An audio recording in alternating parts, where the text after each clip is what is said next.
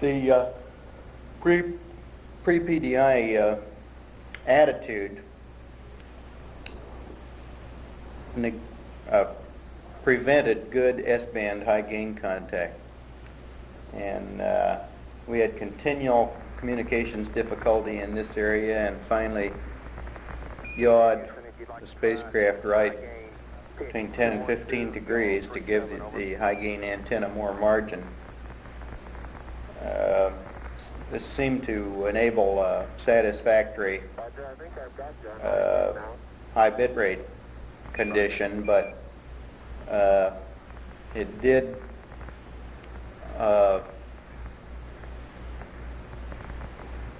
degrade our ability to observe the surface through the LPD and make down and cross range position checks. As I recall, and this is why I kind of like to have those tapes, there was a certain amount of manual tracking being done during this time with the S-band antenna. During the initial parts of powered descent, the auto track did not appear to maintain the highest signal strength. It dropped down to around 3.7, and the ground wanted reacquisition, so I tweaked it up manually. I got the impression that it was not completely impossible to conduct a manual track throughout power descent. You'd not be able to do very much else beside that. But I think it would be possible to do if you had sets of predetermined values that you could set in case you ever did lose completely. At DOI ignition, which was our first dips maneuver, I could not hear the engine ignite, couldn't feel it ignite, and I wasn't, the only way I was sure that it had in fact ignited was looking at chamber pressure and the accelerometer. Very low acceleration level, wider 10%, just off zero.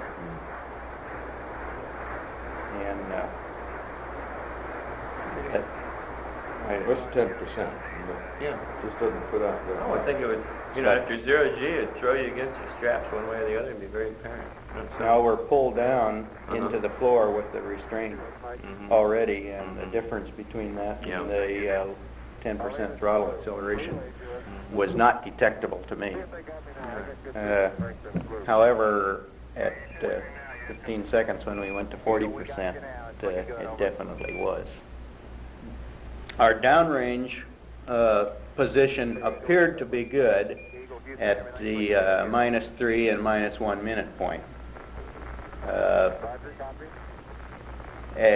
The ignition point I did not accurately catch because I was watching the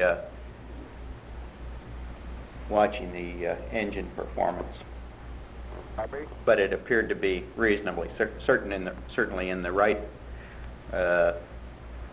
ballpark. Our cross-range position was difficult to tell accurately because of the skewed yaw attitude that we were obliged to maintain for comm. However, the downrange position marks after ignition indicated that we were long. Each one that was made indicated that we were 2 or 3 seconds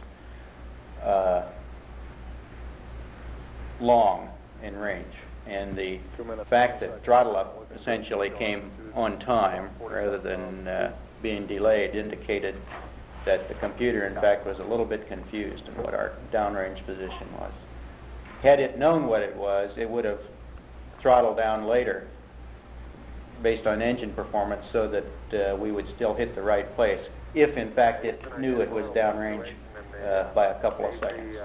Then it would be late to throttling down so that it would brake more at a higher throttle level prior to the pitch.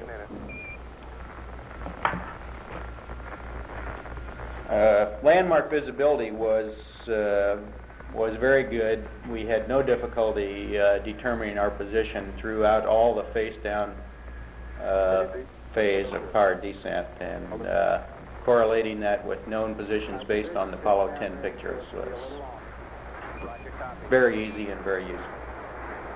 It was just about at the yaw around maneuver when we, well, I guess trajectory monitoring from the Disky up to that point agreed very closely, especially in H-dot and VI, with the values we had in the chart. The altitude values were, maybe off by something approaching 500 feet, but again, they were, quite close.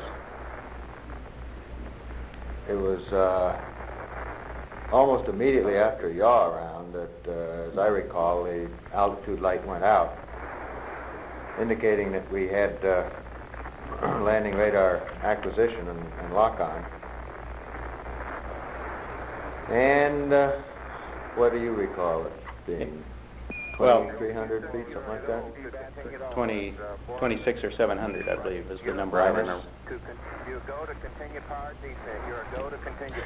I think it was plus 26 or 27. The yaw round was slow. We had inadvertently left the rate switch in 5 rather than 25, and I was yawing at only a couple degrees per second as opposed to the 5 to 7 that we'd planned. And the computer would not hold this rate, say 1 to 2 degrees a second. It was jumping up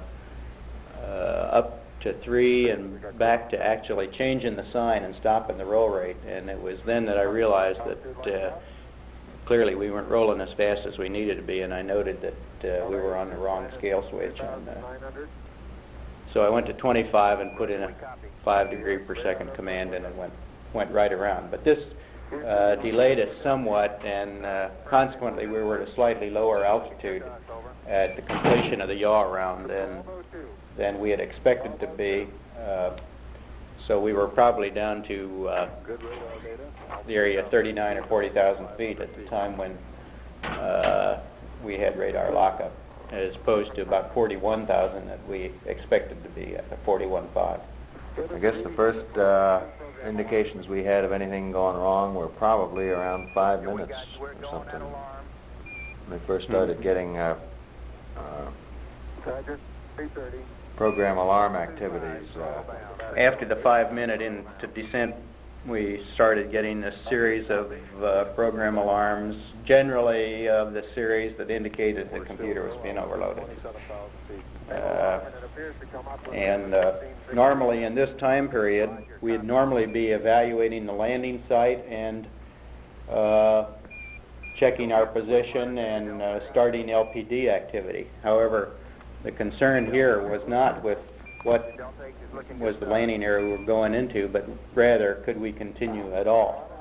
And consequently, our attention was directed toward clearing the program alarms, keeping the machine flying, and assuring ourselves that control was adequate to continue without requiring an abort. And most of the attention was directed inside the cockpit during this time period, and in my view, this accounts for our inability to study the landing site and final landing location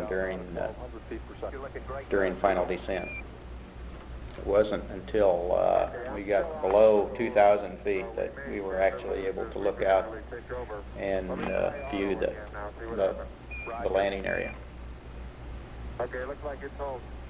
Okay, I see something here that answers a question we had before about the AG's residuals on DOI.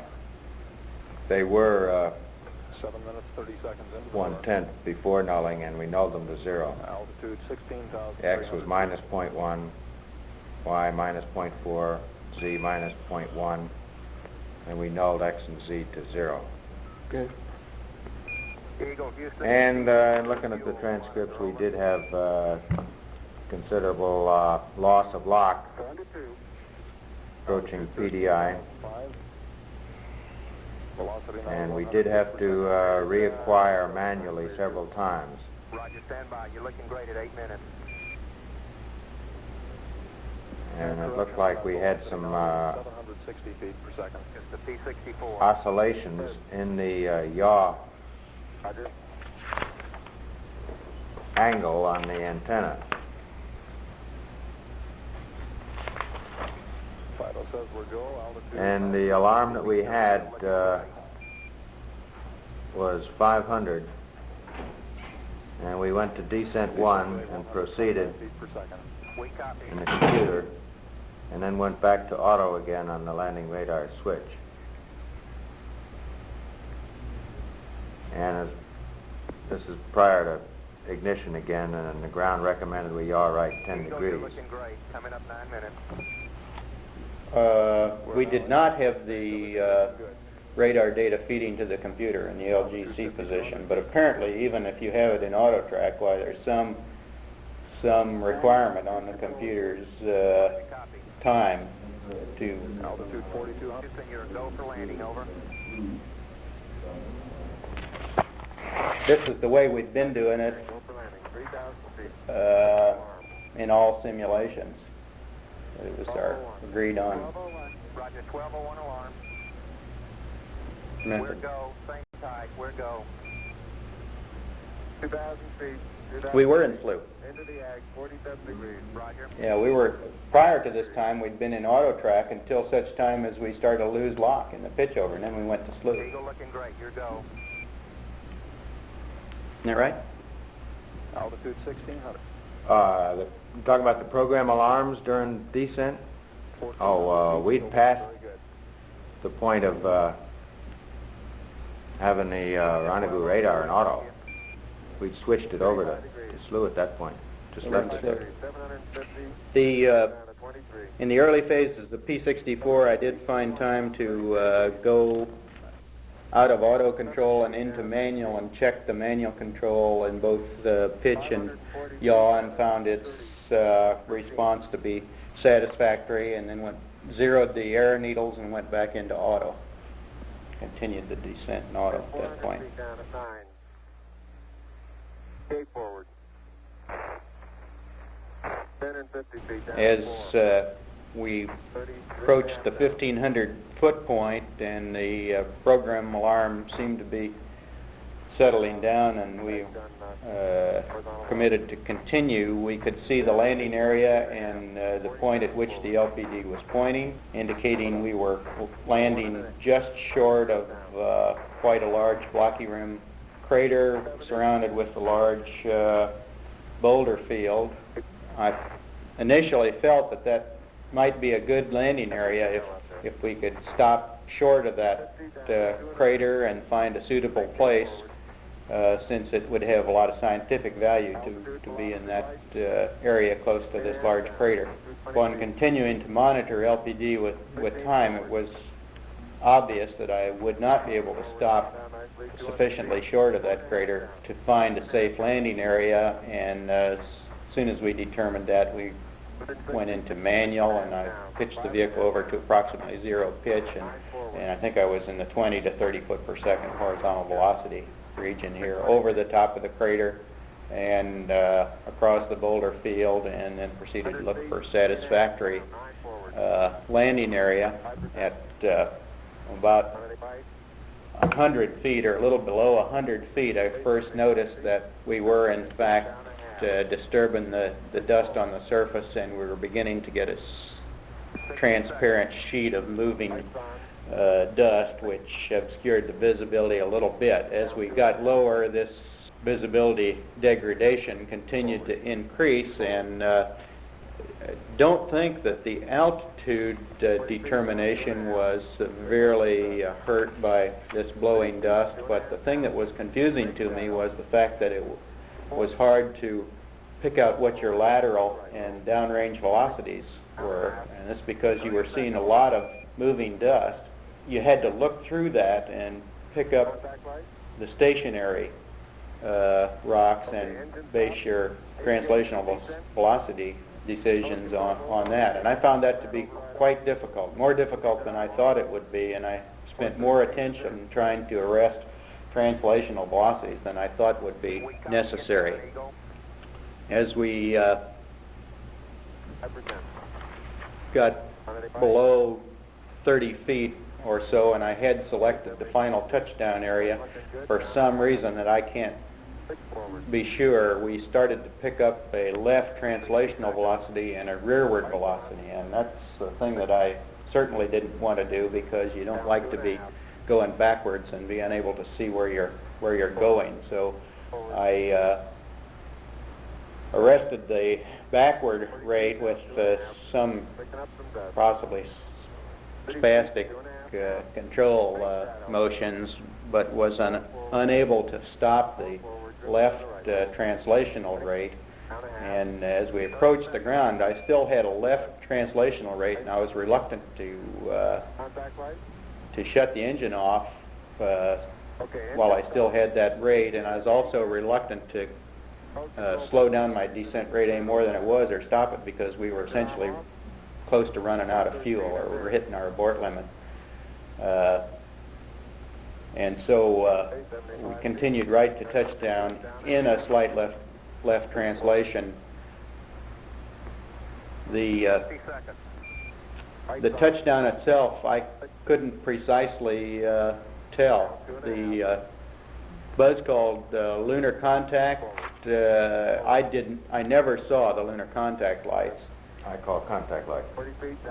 And I'm sure you did, but I didn't hear it, I didn't see it. I heard you say something about contact, and I was spring-loaded to the stop engine position there, but I really don't know whether we had actually touched prior to contact, or whether the engine off signal was before contact. In any case, the engine shutdown was not very high above the surface. It was quite close. And the touchdown itself was relatively smooth. There was no tendency toward tipping over that I could tell. It just settled down like a helicopter onto the ground and landed. You had a little, what I see here, right drift, and then I guess just before touchdown we were drifting left, huh? I think I was probably over controlling a little bit in this lateral. I was confused somewhat by the fact that I couldn't really determine what my lateral velocities were as closely as I would like to, due to the dust obscuration of the surface. 100 feet, 3.5 down, 9 forward. I could see rocks and craters through this blowing dust. I had picked it out earlier at a higher altitude. It was my intention to try to pick out the surface spot that I was going to land in at above 100 feet, and pick out an area just beyond it that I could keep my eyes on all the way down through the descent and final touchdown, so that I wouldn't, in fact, be looking at the place I was going to land. I'd be looking at a place just in front of it. And that worked pretty well, but again, I was surprised that I had as much trouble as I did in determining translational velocities and being able to control them. I don't think I did a very good job of flying the vehicle smoothly in that time period. I was a little bit erratic. Okay, engine stop. I think. AGA at a descent. Hold control, both autos, descent engine command override off. Engine arm off. I was feeding data to him all the time. I don't know what he was doing with it, but that was raw computer data. Appeared to be pretty good. darn close. Yeah, the computer data seemed to be pretty good information, and I would say that my visual perception of both altitude and altitude rate was not as good as I thought it was going to be. In other words, I was a little bit more dependent on the information. I think I probably could have made a satisfactory determination of altitude and altitude rate just by eye alone, but it wasn't as good as I thought it was going to be, and 50 down at 2.5. I think that it's not nearly so good as it is here on Earth, let's say, flying with no big dust plume. 8.5 down, 220 feet. I got the impression by just glimpsing out that 11 forward, coming down nicely, 200 after, feet. this was in the area of seeing the shadow the first time when I mentioned that. Mhm. Shortly after that, it seemed to me that the horizon out there tended to be obscured by a tan haze. 20 feet. That may have been just an impression. Now, looking down at maybe 45 degrees, the velocity of the How many feet? what was being kicked up seemed to be, 75 feet. That's looking good, down a half. no, not velocity, but the depth of it seemed to be fairly narrow. In other words, it was scooting along the surface. But since particles were being picked up and moved along the surface, you could see little rocks or little protuberances coming through this, so you knew that it was solid there. You got the distinct impression of that. It wasn't obscured to that point. But it did tend to mask out your ability to detect motion, Down a half. because there was so much motion of things moving out. You had to sort this out as to where it was coming from. There were these few little islands in here that were stationary, and if you could sort that out and fix on those, then you could tend to get the impression of being stationary with respect. But it was quite difficult to do. Yeah, and that's right. It's a nothing little bit that like in training. a little bit like landing an airplane when there's a real thin layer of ground fog that you're coming through, and you can see things, through the fog. Except all this stuff was moving out all this fog was moving at a great rate, which was a little bit confusing.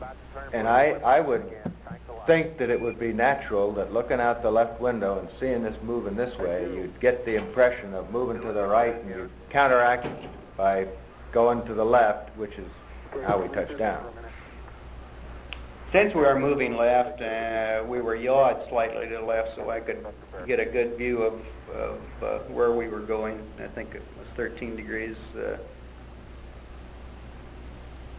left, and consequently the shadow was not visible to me. It was behind the panel, but Buzz could see it. Then I saw it in the final phases of descent. I saw the shadow come in to view, and it was a very good silhouette picture of the limb at the time I saw it, probably a couple hundred feet out in front of the